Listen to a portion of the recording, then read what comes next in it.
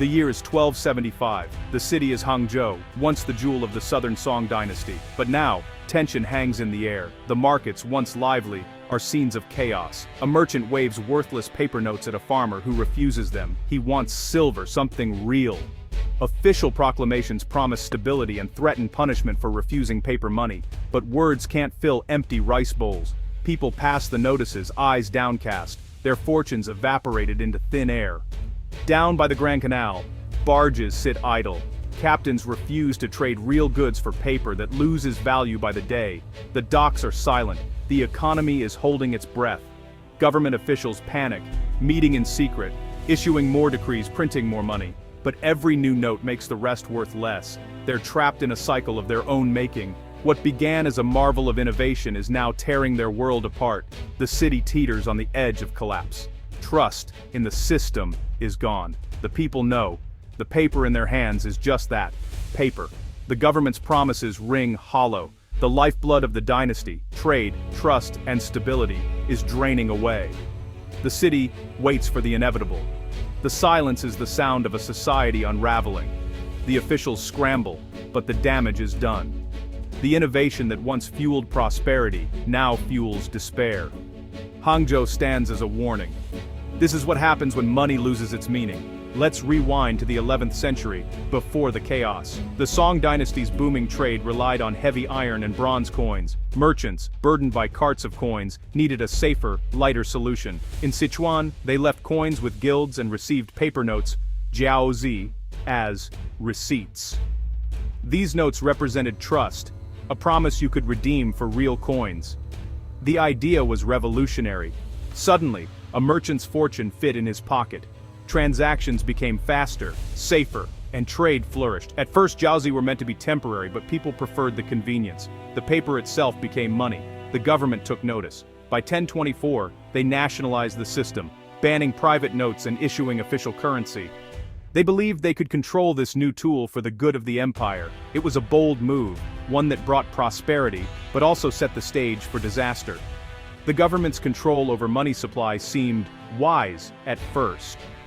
But the seeds of future crisis were sown.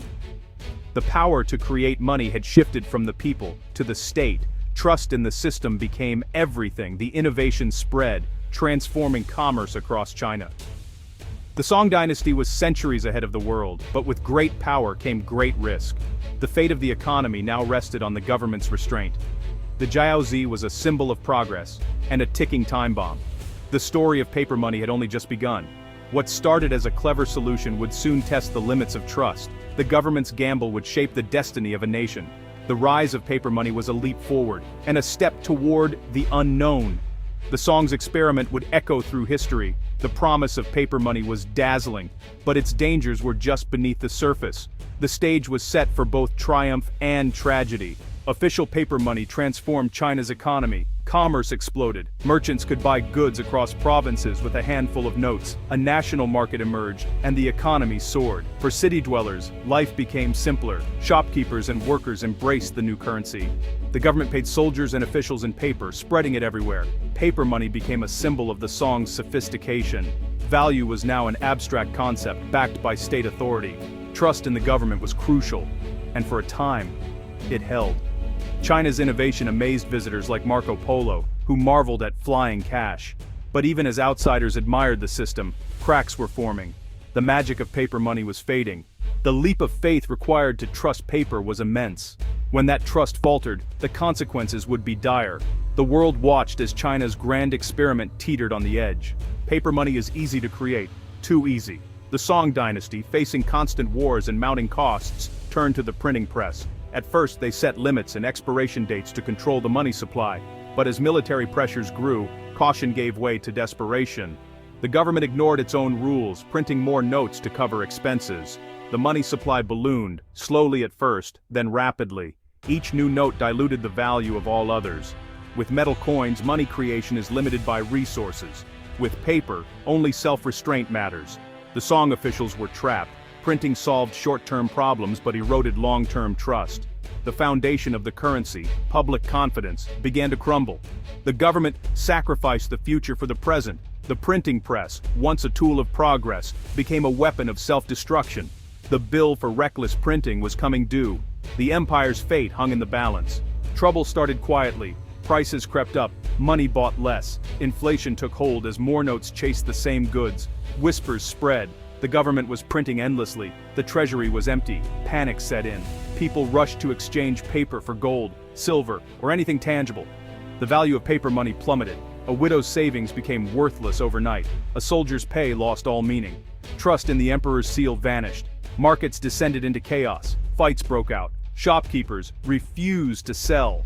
The government's response? Print even more money in larger denominations. This only deepened the crisis. Prices doubled week after week. The economy ground to a halt. Hyperinflation tore society apart. The Song Dynasty faced the world's first paper money collapse. The social contract was broken. Fear and anger replaced order. The collapse was unstoppable. Desperate, the government cracked down. The emperor banned gold, silver, and silken trade. Only paper notes were legal. Black markets flourished as people defied the law. The government tried to absorb excess notes by selling official titles for paper money, but few were fooled. Punishments grew harsher. Hoarding coins or refusing paper was treason. Fear spread, but hunger was stronger. People bartered in secret, risking everything for real value. In a final move, the government voided all old notes and issued new ones. But trust was gone. The new currency was rejected. The government's credibility was spent. Decrees meant nothing. The paper was worthless. The economy remained in ruins. The emperor's last gambles failed. The people had lost faith for good. The Song Dynasty's authority crumbled. The collapse was complete. As paper money lost all value, the economy seized up. Trade routes fell silent. The canals emptied. The empire fragmented into isolated local economies. Barter replaced money, chickens for sandals, pots for rice. The division of labor vanished. Survival became everyone's focus.